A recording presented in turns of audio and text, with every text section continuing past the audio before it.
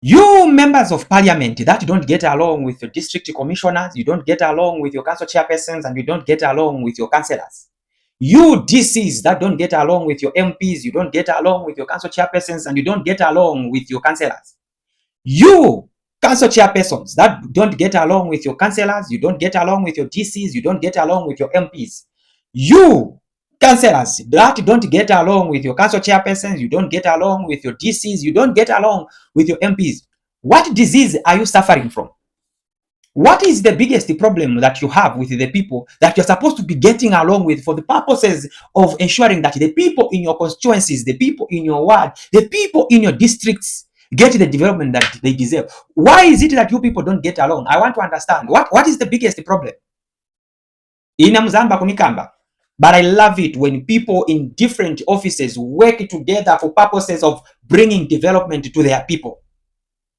It takes one who is wise to understand that there can only be one president at once. There can only be one MP at once. There can only be one DC at once. There can only be one council chairperson at once. There can only be one councillor at once. And once you are put in these offices, yours is to see to it that you work for the people. But how some of you, from the time you entered that office here to date, you don't get along. Some of you, the sad reality is that you belong to the same party. Same party here. So you belong to the same party, voted by the people with the hope of bringing development to your constituencies, but you don't get along. And in the end, who suffers the most? It is the people. It hurts. It hurts. Now, I know every time I refer to this example, you people have got everything negative to say. But I mean, if things are showing, why not give an example? This man here, Paul Kabuswe, big man. You should show your friends how you are doing it. Just to show them that, oh, this is how it is done. Because the honest truth is, you being a minister, one would think that you have it tough, or you have a tough time to visit your constituencies, inspect the projects, and just ensure that what you promise to the people is what is happening on the ground. But how sure? It looks like you have it easy. No. Listen, I want you to listen to this. Listen. Hello. Ano ya Zulu mulishani.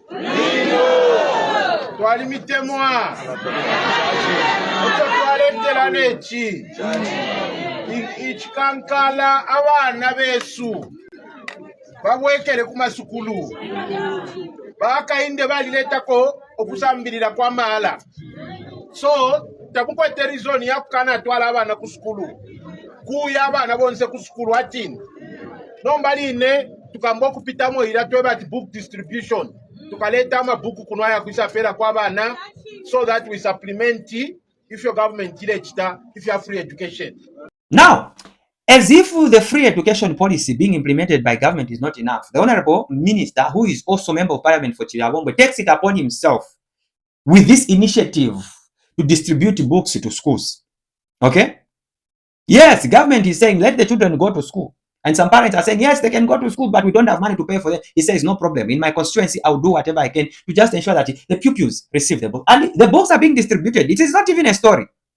It is, the books are being distributed. And some of you that criticize this man in Chililabombwe, your children are beneficiaries. Yes, they are beneficiaries, but you criticize. He's not doing anything. But there you are. Your children, your nieces, your nephews are receiving something.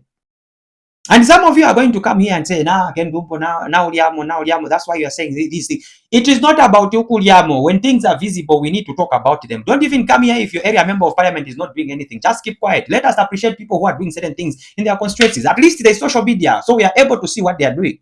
He is doing something for his constituency. What is your area member of parliament doing for your constituency? Apart from in parliament. And one thing I love about this man, you can call me names, is the relationship that is there between him and the people in other offices in his constituency, the DCs, the councillors, the council chairpersons. So trefo kutotela mkwai, mukonka nyepo fie ukutupela support, give support to your mayor, give support to your DC, give support to your councillor. And above all, give support to President HH. You can tell that they are making it easy for him to deliver. The relationship is there. See your party is they are working together, which some of you members of parliament, councillors, the council chairpersons are not doing in your constituencies. This one is pulling from here, this one is pulling from there.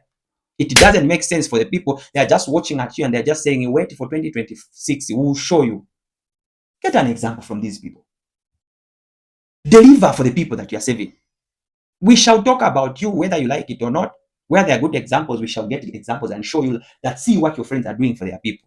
Yes, you can criticize them, but they are doing it for their people. Even those people that are criticizing them, their children are beneficiaries. Look at it.